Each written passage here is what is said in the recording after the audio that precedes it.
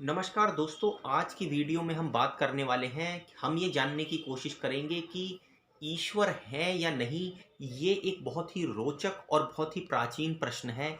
जब भी हम ये जानने का प्रयास करते हैं कि क्या इस सृष्टि में, इस दुनिया के अंदर कोई ईश्वर नाम की शक्ति है या नहीं, तो हमें उसका बारीकी से अध्ययन करने के लिए ये भी जानना पड़ेगा कि ज्योतिष इस संदर्भ में क्या कहता है। दोस्तों, ज्योतिष के बारे में जब हम जानने की कोशिश करते हैं तो वो एक हाइपोथेटिकल चीज ना होकर गणित से जुड़ा हुआ एक विज्ञान है, जो कुछ प्रिडिक्शंस करता है कैलकुलेशन के आधार पर। तो अगर ऐसे विज्ञान का सहारा लेकर हम ये जानने की कोशिश करेंगे कि वास्तव में ईश्वर नाम की कोई परिकल्पना ज्योतिष में दी गई है या नहीं। दोस्तों, क्योंकि ज्योतिष जो है वो इतना विस्तृत था कि उसके बारे में उसकी जो डिटेल शाखाएं हैं वो कहीं ना कहीं आयुर्वेद से, समुद्र शास्त्र से और हस्तरेखा विज्ञान से और इसी प्रकार से दूसरे और शास्त्रों से भी जुड़ती थी। और कहीं ना कहीं इसका जिक्र ज्योतिष का आपको वेदों में भी दिखाई देगा। वेदों के साथ साथ हमारे जितने भी पौराणिक जो धर्म ग्रंथ हैं उनमें भी ज्योतिष का आपको जो है बढ़ चढ़कर उसके बारे में जानने को मिलेगा। लेकिन एक बहुत ही गहरी बात यह है कि जो ज्योतिष है उसका एक लिंक आयुर्वेद से भी दोस्तों जुड़ता है। और ज्योतिष में कहीं पर भी डायरेक्टली, बिल्कुल प्रत्यक्ष तौर पर ये नहीं कहा गया है कि ईश्वर होता है या नहीं होता है। दोस्तों, उसमें एक तत्वों की परिकल्पना दी गई है कि इस सृष्टि में 5 प्रकार के तत्व हैं। उन्हीं 5 प्रकार के तत्वों से मिलकर इस सृष्टि के हर कण का निर्माण हुआ है। और वो 5 तत्व कौन से हैं?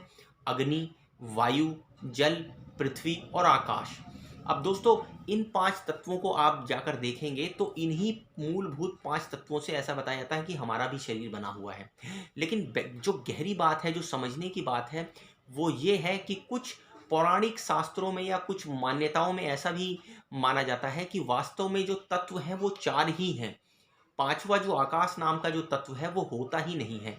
और ज्योतिष में इन्हीं 5 तत्वों को आप देखिए कि हमारे अवचेतन मन से, हमारे शरीर से, हमारी आत्मा से, हमारे मन से और हमारी भौतिक जो सृष्टि है उससे जोड़ा गया है।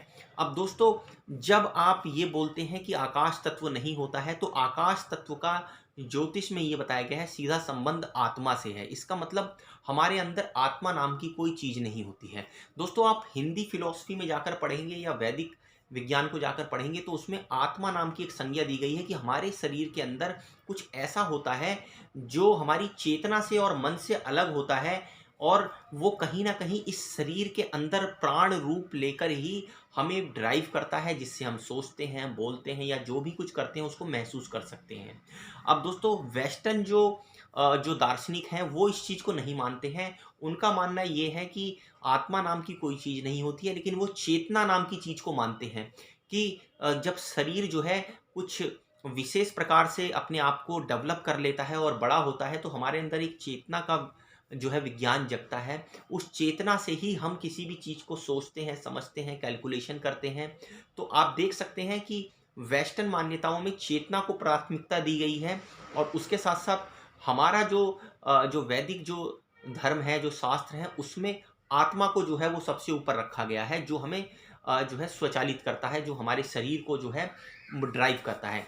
अब दोस्तों, यहाँ पर एक आपको डीप बात समझनी पड़ेगी कि हम जब भी ब्रह्मा, विष्णु, महेश की बात करते हैं, जो हमारे त्रिदेव हैं, जिन्हें ट्रिनिटी बोला जाता है, तो जब उनके बारे में हम जानने का प्रयास